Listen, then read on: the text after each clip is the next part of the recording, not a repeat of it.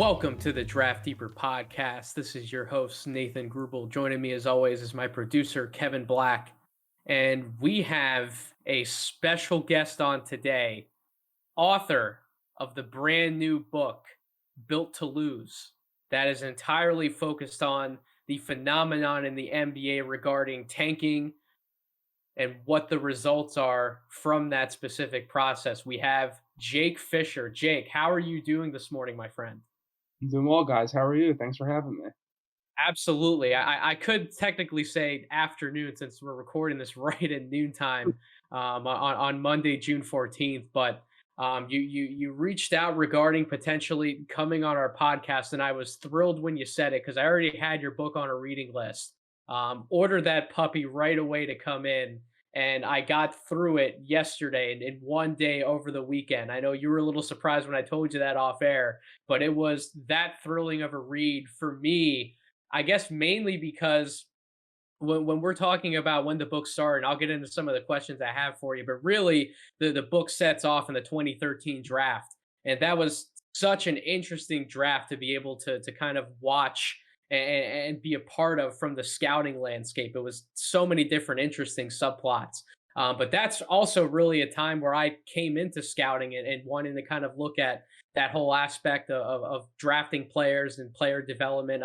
I technically started following a lot of that about 2011. I say that I've tried my hand at doing this for about 10 years now. So that's really like right in the wheelhouse of when I got started. So maybe that's why it interests me, and definitely piques my interest. But without further ado, man, you ready to dive in for some of the questions that I have for you? I'm curious to get some of your takes on these. Yeah, I will. I just want to say before we get into it, I mean, my big selling pitch on the book, I've been told to say at the top, the stuff I think that made you so enthralled with it is I talked to over 300 people for this book, from players, agents, coaches, executives, to really find out, new information and details about how the league operates at large and behind the scenes. And, all the stories we're about to talk about is a testament to that. And we can go for a long time here, but it's still going to leave a lot of room for that people can read about. So that's my spiel.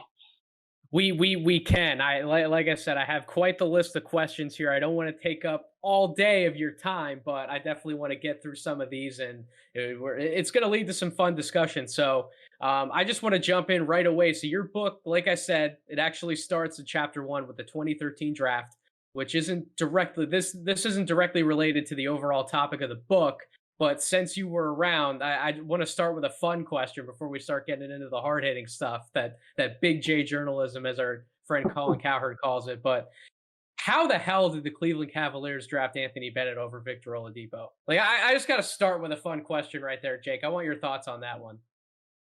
Well, I think I started the book at the 2013 drafts kind of as a way to be a vehicle to explain the background that all the teams we're going to talk about, where they came from, and honestly, when a team comes on the clock at number one or number 30 or whatever, like the context of the last 5 years and the contract status of the executives at play and the general timeline of that franchise, like there's so much involved behind that pick. And with Cleveland at number one in 2013, overall, I mean, that class wasn't considered to be a good class. It was considered to be a bad class, and even more so, the reason I think this book even exists is the 2014 class was the most hyped class since 2003 that produced LeBron, Wade, and Bosh, right? So it presented a lot of uncertainty at the top, and when there isn't a clear cut number one,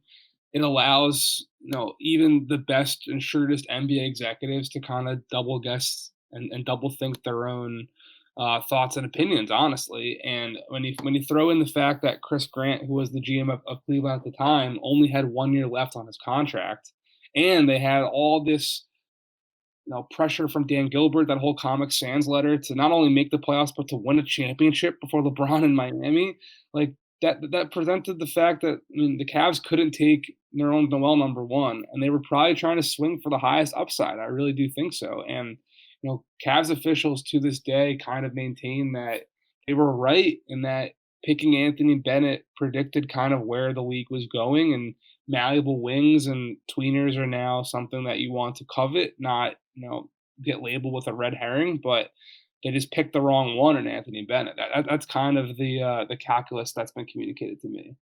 The most fascinating part about Anthony Bennett, you used the word correctly. It was tweener, and in a lot of ways, he might have potentially been a tweener in a bad way, particularly defensively. At least that's my opinion.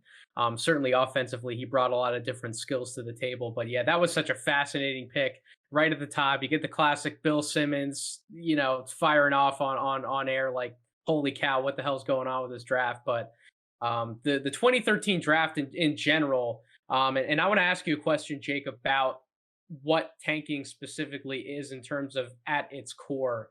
And Mhm. you'll see what I mean in a second. But I think the 2013 draft is actually a fascinating counter argument. At least that's how I would phrase it, the tanking in and of itself. And my reason why I say that, because you have guys like CJ McCollum, Steven Adams, Giannis, Dennis Schroeder, Tim Hardaway, and Rudy Gobert all going 10 or below. And obviously, some of those names are better than others. We have legitimate star and superstar names in that list, but you also have very valuable role players there as well. But the talent was there later in the first round of that draft. So is the notion of tanking or positioning yourself higher in the first round based solely on all-star probability, or do you think maybe there's also a lack of trust by team scouting departments to find a quality impact player later in the first round? Is it more of a distrust, or is it you think it's really that hard analytically driven, the idea of tanking? I think it came into the mainstream and became really popular in the last decade because of the analytical minded executives coming to power. I mean, it wasn't just Sam Hinkie in Philadelphia, it was also Rob Hennigan in Orlando. Remember, he traded Dwight Howard away to the Lakers a whole year before Hinkie even was hired in Philadelphia. And Ryan McDonough comes into Phoenix from Boston, and after the Suns signed and trade Steve Nash away, sure that 13-14 season they ultimately almost made the playoffs, but they traded for they got 3 first round picks in that 2014 class. It was a combination of those analytical minded guys realizing that throughout the NBA's history, champions are typically comprised of multiple all stars, and the most direct path to getting them is through the draft. And you look at who was running the league at the time too, it was the Miami Heat. And I mentioned at the top how the 14 class was considered to be the best class since 2003. Miami drafted Dwayne Wade. They won a championship around him already. And then having him in place, it allowed them to bring other top 5 picks from that class in LeBron and Chris Bosh to Miami and continue to win more championships. So that strategy was as much a reflection of the analytical minded guys coming to power as much as it was them also saying, we got to wait out Miami anyway. We might as well get the next generation of those guys in 2014. And, we'll see Joel Embiid down the road lead a perennial title contender. And, Julius Randle's now an MVP candidate. And, the Suns, they didn't think it'd be Devin Booker and DeAndre Ayton all those years later, but they draft those 2 guys. And sure enough, Chris Paul wants to come join Phoenix, and now they're in the Western Conference Finals. Boston moves on from KG and Paul Pierce the same night that Hinkie traded Drew Holiday to New Orleans. And, the Celtics, aside from what's happened in the last couple of months, they made 3 out of 4 they made 3 out of 5 Eastern Conference Finals with that Jason Tatum, Jaylen Brown crew that, they built that all after rebuilding from the big 3 era of Paul Pierce. So I think that the strategy clearly had its dividends, and I don't think it's going away anytime soon, as we saw Detroit and OKC and Orlando and Houston all play the lottery this year, which is obviously coming up next week. Because ironically enough, this 2021 class, it's considered to be the best class since 2014. Yep, and we're definitely going to hit on 2021, 2020, more of like the modern times of tanking, definitely later in the interview here. As we move past that initial opening, we go a little further into the book. I know you're a Northeast guy, Jake. You have ties to the Philadelphia area with all of your conversations with Hinkie and related to the 76ers in the process. You have obviously ties to like the Boston area and the Celtics and everything that Danny Ainge was doing then as well. So we'll bounce around a few markets here, but obviously we want to talk about the Philadelphia 76ers. That's my hometown team. I generally try to talk about them on the podcast whenever I can. Trust the process is obviously at the forefront of the story. I have to ask you though, the Bynum trade, man. Yeah. So not only did it bring him in, it was also the deal responsible for jettisoning Andre Iguodala out from the 76ers as well. And I understand where the team was going, trade assets to bring in a potential superstar. Would you personally have made that trade for Bynum, even knowing some of the medical concerns while he was with the Lakers? Or would you have found a different way to cash in on any assets from a separate Iguodala deal if the conclusion was come to that you had to move on from a hero in Philly like him?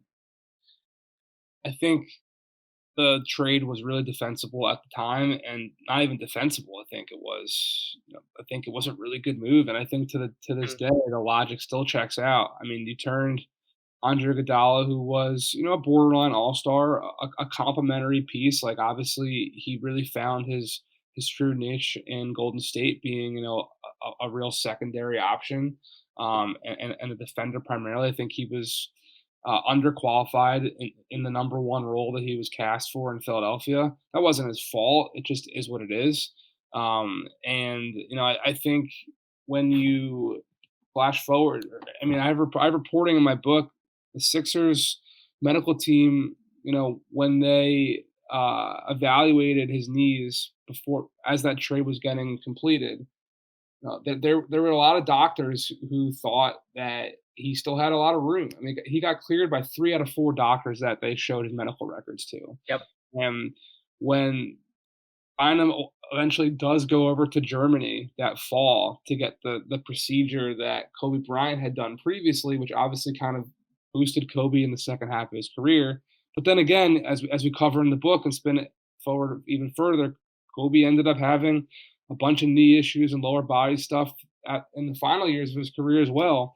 When Bynum came back from that surgery, the Philadelphia medical staff saw something bad. They did not see a turn for the better.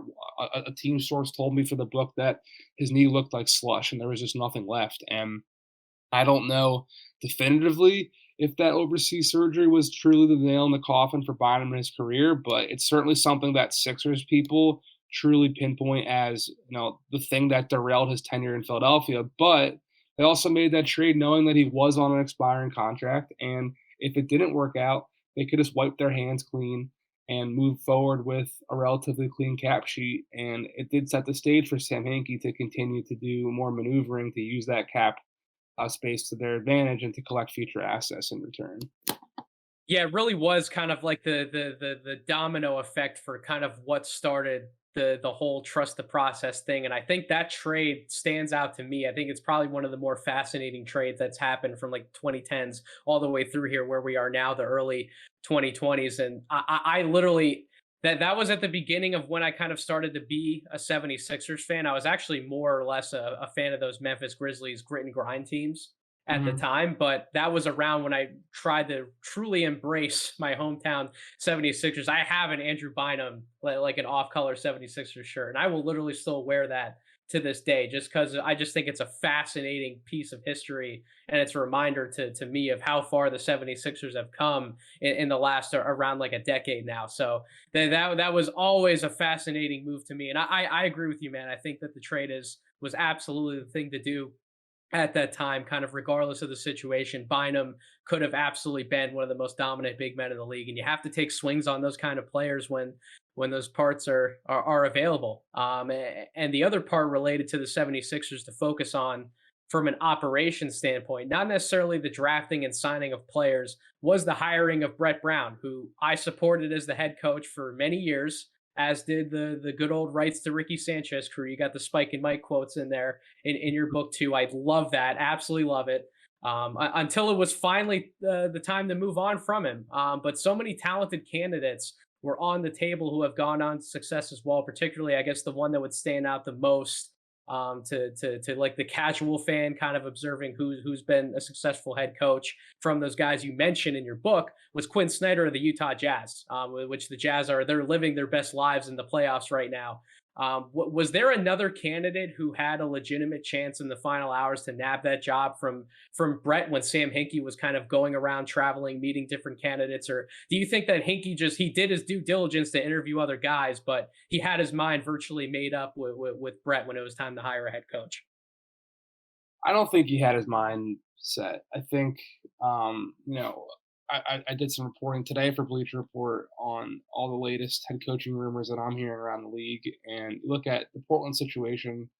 Everyone has been saying Chauncey Billups for Terry Stotts's replacement for weeks now, and it seems like this public, Neil Olshey came out and said that they're going to interview 20 to 25 candidates. That seems kind of like a show, and I don't think that was the case in Philadelphia. I don't think it's the case in Boston right now. I think Boston currently is trying to really do a wide spanning search, and I mean, there's pressure for the Celtics to nail this hire.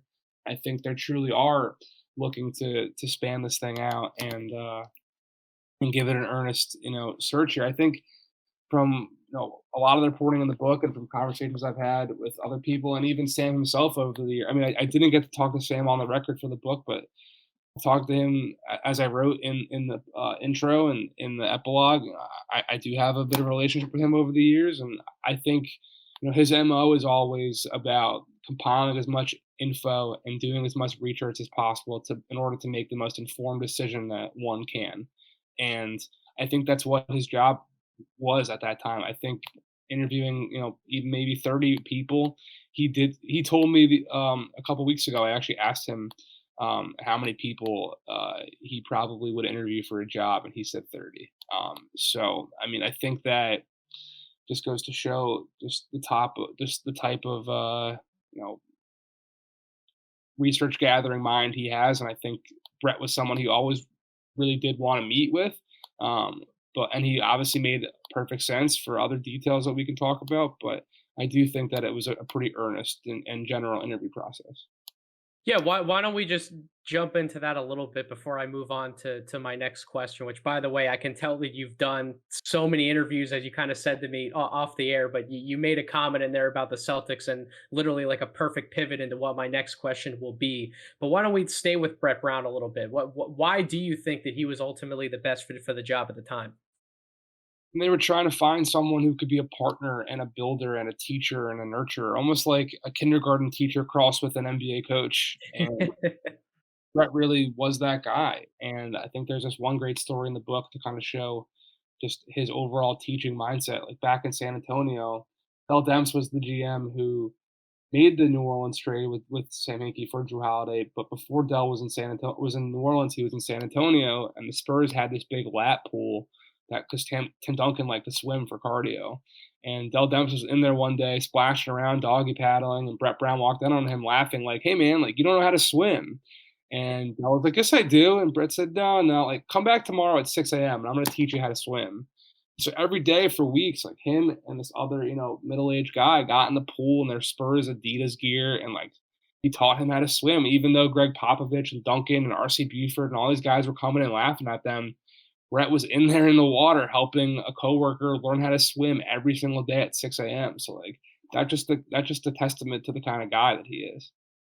That swimming story in the book, if there weren't already enough reasons for my audience to certainly go out and buy your book, Jake, when I read that swimming story in the book, I was sitting there literally laughing out loud. Like that was such a great anecdote to have in a book like that. Yeah, as you mentioned, that does show the type of character that Brett Brown had with that team. His undying will to make sure that he always left an impact, whether it was a player or a coach or somebody he knew. He always wanted to make an impact in somebody's life, even going back to those early days when they first had Nerlens Noel, and he was always taking the time to work with Noel, however many hours he needed to before every single game or after a practice, and work on his shooting with him or just a skill in general. He did that not just with Noel, but with all the players that he was able to coach during that time, and there were quite a few players, and I'll definitely have a question related to that as we keep going in the interview here. But yeah, just the time and the effort that Coach Brett put in with 76ers over the years. I can't thank him enough for it, honestly, as a Sixers fan. It's what you want a head coach. But just as a quick aside related to coaches hired in that period, you alluded to this. The news that Brad Stevens is the one to replace Danny Ainge in the Celtics front office. We've had that come out over the last week.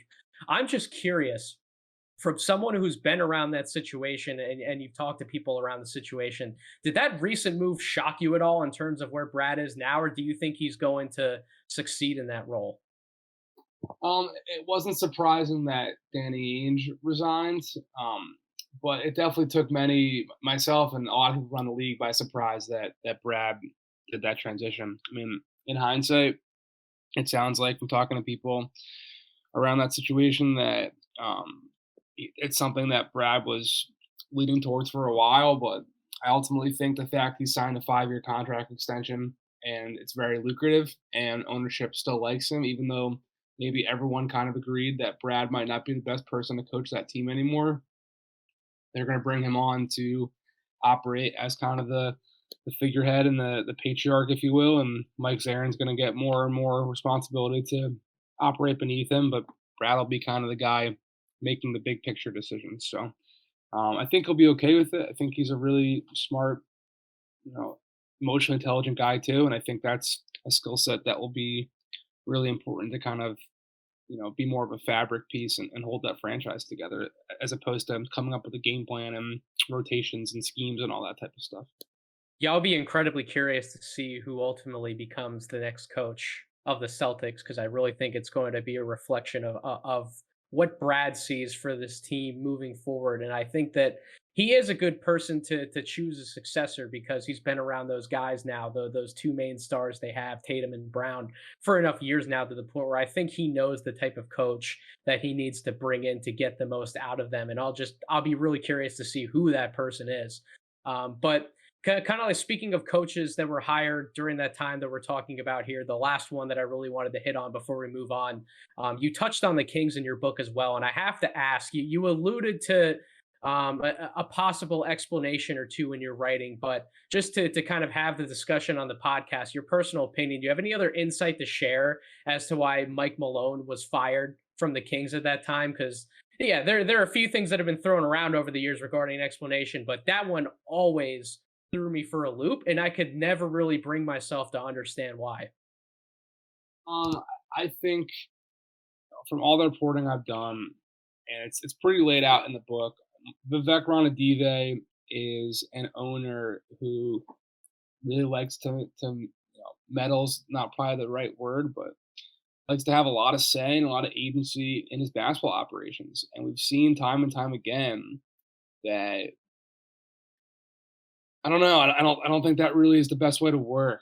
I think the most successful organizations, the owner has a lot of say and has ultimate final say. But I think that the best situations are where owners fully empower their basketball operations people to do so. And I think from the jump, Vivek made a mistake in hiring Michael Malone before he hired Pete D'Alessandro. And when he did hire Michael Malone, it was under the pretext that that coaching staff would have 2 years to get that team into the postseason. But he brings in Pete D'Alessandro, and from there, there's already talks of, oh, this is Pete's first opportunity to run a team. Like, does he want to lead a team with a head coach that he didn't hire? And that timeline of 2 years got really altered when that very December in 2013, they immediately go and make that Rudy Gay trade, and it's a win now move. And there's now a direction being communicated from Pete to Michael Malone that we need to make the playoffs. And you spin that forward, they don't make the playoffs that season. Yep. I think there was more pressure from Vivek onto Pete D'Alessandro to get that team into the postseason. And I think a lot of times what I hear a lot around the league, I mean, a lot of these decisions, at the end of the day, there's just executives and coaches who are trying to save their jobs, and there are agents who are trying to get their player in the best position to make money. And like everyone has their own competing agenda. When those agendas don't line up, everyone has their own agenda. Not everyone has their own competing agenda. But so when those agendas don't line up and they are competing, it's when franchises, spin out and don't move forward. And I think that's ultimately the overall theme with the Kings. They always stepped on each other's toes. They would take one step forward and two steps back. They would hire one person to have some type of authority, and then hire another person beneath them who then got a little more agency and ultimately pushed that person out. I mean, from hiring Michael Malone first to then Pete D'Alessandro, then they hire Vlade Divac, then all these years forward, they bring George Karl in to lunch. I have this great detail in the book where at 2014 Summer League, Mike Malone's coaching staff was out to lunch at this restaurant in Vegas called La Pescheria, and as they're walking out, the summer before Michael Malone even got fired, Vivek was coming in to have lunch with George Karl. Like that type of stuff is just, it's impossible to have an organization be successful when you keep pulling moves like that. And this is a big reason why I thought your book was such a fascinating read from start to finish, Jake. Because when you take the title right, Built to Lose, we're obviously talking about tanking and the types of decisions these teams are making during drafts. You don't think about all of those different subplots that help build the story as to what it is now for the modern day. Like I wasn't expecting to read any any of that stuff, to be honest, like about the whole Mike Malone situation with the Kings, or some of the anecdotes you have about the Phoenix Suns and all of the decisions they made that led to that surprise 48 and 34 season. Like these are some things that I want my audience to pay attention to should they go out and read your book, because these are such fascinating subplots that give context to multiple different stories that come from that time period in the NBA. But I want to circle back around to the 76ers now. Obviously, when discussing tanking,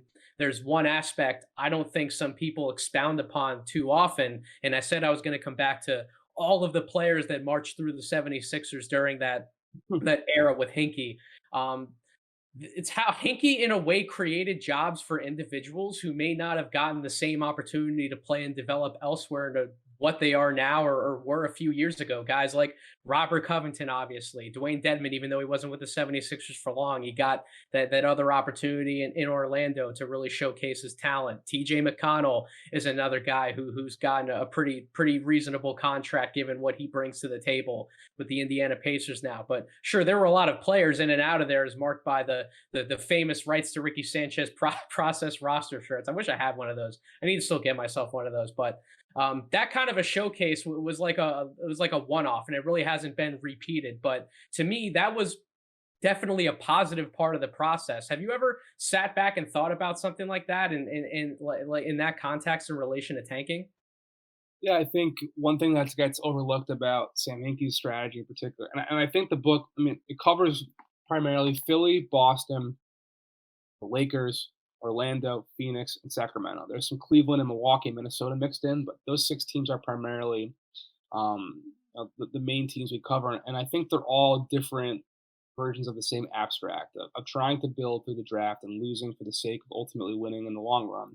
Philly's in there is the most brazen example, right, of doing moves unapologetically to try to maximize your roster spots to, you know, generate more assets for your draft capital in the future, and also potentially develop guys into real contributing pieces while they don't make a lot of money. And I think one aspect of Philly and Hinkie's strategy, bringing in all those guys on 10-day contracts and multi-year non-guaranteed deals, it provided a lot of opportunities for players to make a career for themselves. I mean, forget about the Robert Covingtons and the TJ McConnells, players like Jeremy Grant and Yep. Tim Frazier and Christian Wood and all these other players who, they got their first shot on a training camp roster or at an actual team that, makes them that much more attractive for another team to hire them. Or they play well in a vacuum of minutes like Dwayne Dedmon, and he ends up getting poached by Orlando and bounces around the league, and he's made, upwards of $50 million, I think, by the end of his Yep. career. Like, those are opportunities that Sam Hinkie gave a lot of people that I don't think he gets a lot of credit for. It's funny you mentioned Tim Frazier. I hadn't even remembered that story, but when it came up in your book, I was like, "Holy hell!" I didn't even remember that they had that workout session between him. It was like the one-on-one scrimmage between him and Dante Exum, and Tim Frazier. Shout out to Penn State. He kind of gave Dante Exum the business. So it's just these little things again that come up in your book. These are just fascinating stories to be able to read about. But Yeah, you didn't. kind of I reported it first, man. That's the first. No, but that's a big get, because Dante Exum was such a highly coveted draft prospect at that time. He ended up going top 5, but yeah, I didn't even remember that Philly did have that much legitimate interest in him at the time. It's just not something you always think about and that comes to memory. But like I said, that was another really interesting anecdote to get into. But moving more into Sam Hinkie, I've always had this thought about Hinkie, and I would love to hear your response to this, Jake. that if he wasn't able to draft the best overall player available on his board, that he would move into taking the next best trade asset by consensus around the league, as opposed to necessarily taking the next best available player to envision long term on the 76ers. That's kind of been my whole theory behind the drafting of Jahlil Okafor over Kristaps Porzingis. I think that the buzz around Jahlil Okafor at that time was you had so many big media people saying that he should have even went possibly number 2 to the Lakers, but he ended up going number 3 in Philadelphia. So I want to ask you about that question. How would you describe Hinkie's approach to drafting at the top of the lottery during that time? And do you think there's any merit to my theory, or are you ready to shoot me down, my friend? Definitely think he wanted to make big swings. And I did a podcast last week with BJ Armstrong, the player agent who used to obviously play with the Bulls during Michael Jordan's era. Hmm. BJ's been around the league as an executive, an agent, whatever, for decades. And he was saying the draft used to be where teams would say, "I need to get a guy who can help me right now." And I think for teams, building through the draft as a primary tool to turn themselves into a contender, they're definitely picking for upside and trying to project guys like Donovan Mitchell, who, I mean, he obviously falls to 13, but like someone who has untapped potential that can, emerge later on far more ahead of where players who are better than them at that current moment are. Like that's why Dante Exum was considered to be a tantalizing prospect. He was 6'6", he could guard multiple positions. He was athletic and young and could kind of score, but like if he could only get a jumper, like maybe he could be, X, Y, and Z. And clearly that's why it's perilous, right? And that's why I think the draft and tanking is so fascinating too. It's that ultimately this is all a game of chance at the end of the day with the lottery too. And then it's about a lot of luck and other, unforeseen variables that come into play in the draft where, a guy might get injured. I mean, that's the only reason why Joel Embiid was even available to Philly at all at number 3. Like the Cavs would have taken him number 1 that year. He just broke his foot in that workout. Cleveland officials to this day maintain that Joel Embiid broke his foot during his actual workout for the Cavs, where he was hitting 14 straight threes from the corner and talking trash to assistant coaches and winning them over. It was the best workout that those Cavs officials had ever seen, but they just couldn't take him because he broke his foot, and that misfortune ended up being Philly's game. But even Philly, the fact that Embiid ended up missing his first 2 years due to re-breaking that foot a couple days before the draft, that played a big role in why they drafted Jahlil Okafor. So I think it's a game of trying to maximize um, potential as much as it is actual talent, and it's a game of forecasting as much as it is just evaluating what's in front of you. Dude, you're like a psychic right now, literally segueing into some of my next questions, because you hit on the Cavs and Joel Embiid, and we're right in the thick of that 2014, 2015, those 2 year draft periods. Because obviously the story in 2014 was not just about Philly, but it was about Cleveland and Milwaukee, obviously sitting at the top of the draft at slots 1 and 2 respectively, taking Andrew Wiggins and Jabari Parker. So with Wiggins going first to Cleveland, and then basically being flipped as soon as he could be for Kevin Love with LeBron James in the fold, and that whole circus that happened in that offseason. Do you think at all that Cleveland made Wiggins the pick because he was the guy they knew Minnesota wanted in a deal, or even if not that deep, the guy with the better trade path because he didn't have the medical red flags like Embiid? I absolutely think that. I'm pretty sure I wrote that in the book. I know that the Cavs were definitely having conversations with the Timberwolves, all leading. I mean, the year before in 2013, Cleveland was trying to trade that number 1 pick that they took Anthony Bennett with. They were absolutely trying to trade down or trade that pick for an established player. Yep. They had the deal on the table, but it was something that they ultimately didn't get ownership approval for. In 2014, it was the opposite. They had a lot of people interested in that number 1 pick, and they knew from fielding those trade calls that Flip Saunders. I mean, Kevin. I start off the chapter in the book about that transitions from that 13-14 season to the 2014 draft season, the draft cycle, with the detail of Kevin Love requesting a trade from Minnesota, because that's kind of what this is all about, right? Like not only is it about drafting these guys, but then the clock also immediately starts ticking on keeping them. And there's these talks are happening right now in Dallas with Luka Doncic and New Orleans with Zion Williamson and Minnesota with Karl Anthony Towns. Like you can't just draft a guy. It's then the pressure's on your front office and your coaching staff to keep growing a winning team around them. So absolutely, when the Cavs had word that LeBron might have been interested in rejoining that team in free agency a couple days after the draft is over, and Kevin Love's requesting a trade, and they seem to have a relationship from Team USA and other Nike responsibilities. Like hell yeah, they were talking to Minnesota number one. It's just a shame, man, that everything happened at that time with Joel Embiid's foot, and if he would have went to Cleveland and LeBron would have come back, you would have had Kyrie, LeBron, and Embiid potentially in the fold together. That would have, oh my God, like that would have been one of the most interesting teams I think ever put together on the fly like that in one season. Obviously, Kyrie was already there, but you get LeBron in the mix with two generational young talents like that.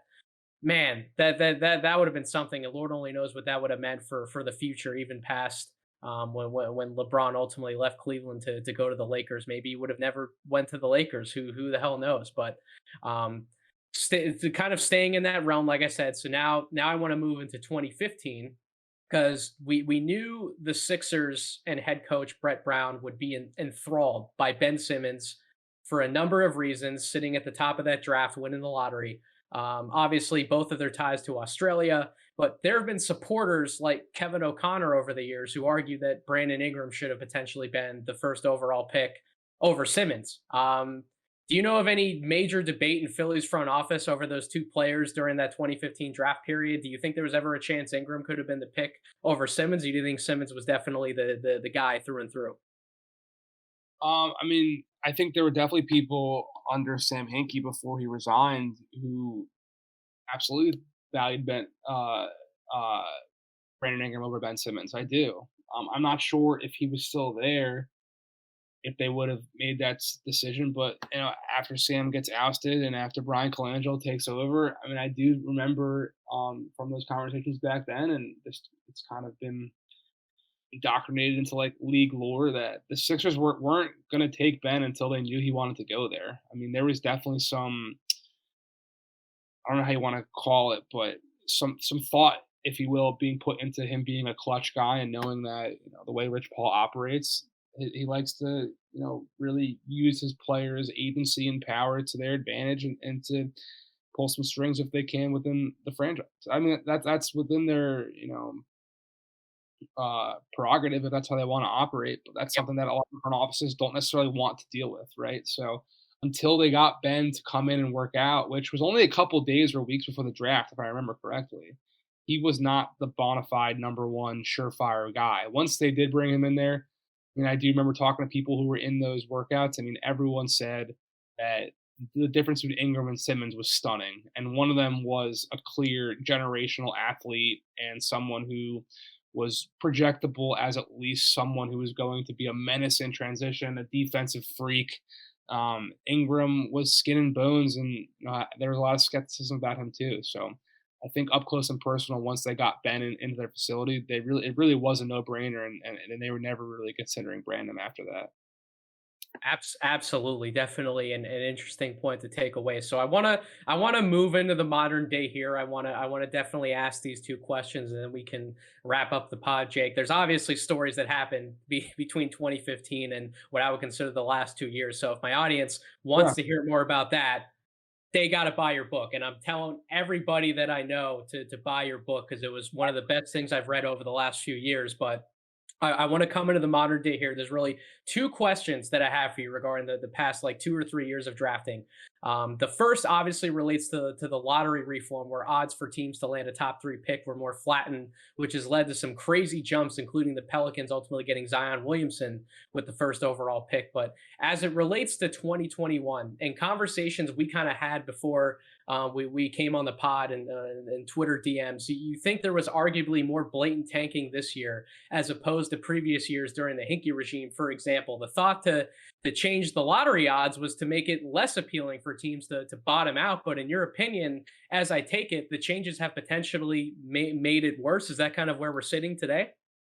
I think so. I mean, you mentioned New Orleans jumping up for Zion. I mean, the 2019 draft was the first year that the lottery reform was exacted. They passed it in 2017 with, this flattening of the odds that everyone now knows about, where the bottom three teams only have a 14% chance. But they flattened them and then divvied those odds up also amongst the teams lower in the lottery too. And we're seeing now, the sixth team like Minnesota at number 6 in this current, lottery structure this year. They've got a 9% chance now to get the number 1 overall pick, which I think was, 2% percentage points higher. And the fact that there's also now a fourth lottery, a fourth drawing introduces a whole new, exponentially, greater opportunity of chance and outcomes if you look at it mathematically, right? Like a factorial, right? You put in 4 different slots, that's a whole nother um, game of random chance involved. And so you look at that very first lottery, New Orleans wins at number 1, but what they do before that, they were resting Anthony Davis down the stretch and getting fined by the league for not playing him because they A, didn't want him to get hurt, but also knowing he was going to leave, they wanted to get as high a pick as they could too. Yep. And Memphis at number 2, I mean, they jump up and get John Morant. They were supposed to be a 50-win team that year. Then Jaren Jackson gets hurt, and they trade Marc Gasol, and they bench Mike Conley, and they plummet down the standings, and they jump up to number 2. The Knicks fall to 3. They were the worst team all year. And then number 4, a lottery drawing that, again, didn't happen in the history of the league until 2019. That's what the Lakers jump up, and they had sat LeBron for the last, 20 games of the year with his, suspect groin injury. And that allows them to get the number 4 pick to trade for Anthony Davis. So there's obvious benefits to those other teams. And even still, you look at the top of the top of the lottery, the bottom of the standings this year. These 3 teams with the worst would tie for the worst with the highest odds at 14%, Houston, Yep. Detroit, Orlando. They still have a 50% chance at a top 4 pick.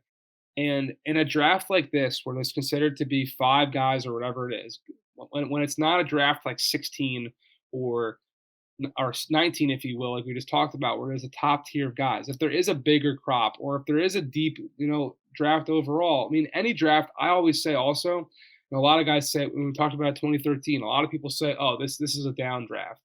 Historically, I mean, 2013 had Giannis Antetokounmpo and Victor Oladipo and Rudy Gobert and CJ McCollum and all these guys that didn't necessarily go 1 through 5. I think every draft is deep, and especially drafts that are considered to have a lot of top tier talent. I mean, there's so much benefit still to giving yourself a 50% chance at a top 4 pick at those guys. So, and even, I mean, Houston's got a 100% chance at a top 5 pick because they have the worst record in the league. Like, I think that's a real reason why Tillman Fertitta, the Rockets owner, comes out to ESPN on the record and says, I think we're in a great position because they know they're guaranteed at one of these top 5 guys. So I still think that playing the lottery odds, and we're seeing teams like OKC send Al Horford home for half the year and sit Shea Gilgeous-Alexander, and Orlando trade 3 borderline all-star players, and Detroit just waive Blake Griffin. Like, Blake Griffin is doing, pretty well still for Brooklyn, and Yes, he is. Houston has John Wall just sit on the bench and watch Kevin Porter Jr. just take his starting job. Like, as much as Sam's Sixers were the most, brazen, audacious rebuilding strategy in the book, like, he didn't do anything as bald as those 4 teams did this year. So I definitely do think tanking is alive and well.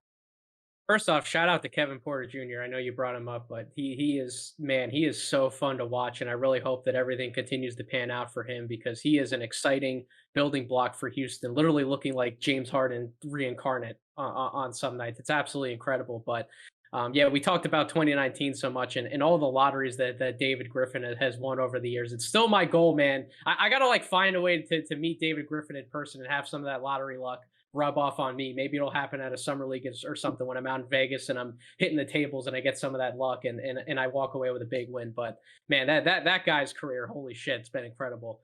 But lastly, to kind of tie everything together, I've alluded to how I feel about my answer to this with an earlier question, but the depth of last year's draft and this year's in terms of serviceable NBA talent that can come in and make an impact from day one at so many different points within the draft.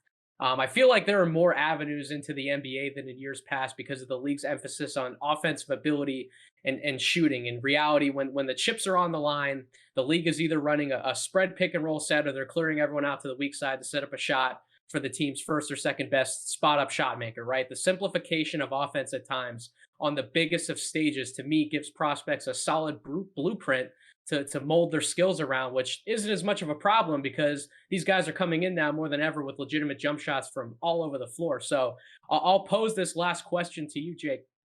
Should there still be an emphasis on tanking, even with the talent pool getting larger as it seems, or do you still think teams should be placing as much of an emphasis on landing the first pick in the draft as in years past? I think I know your answer, but we'll kind of expound upon it for this last question here.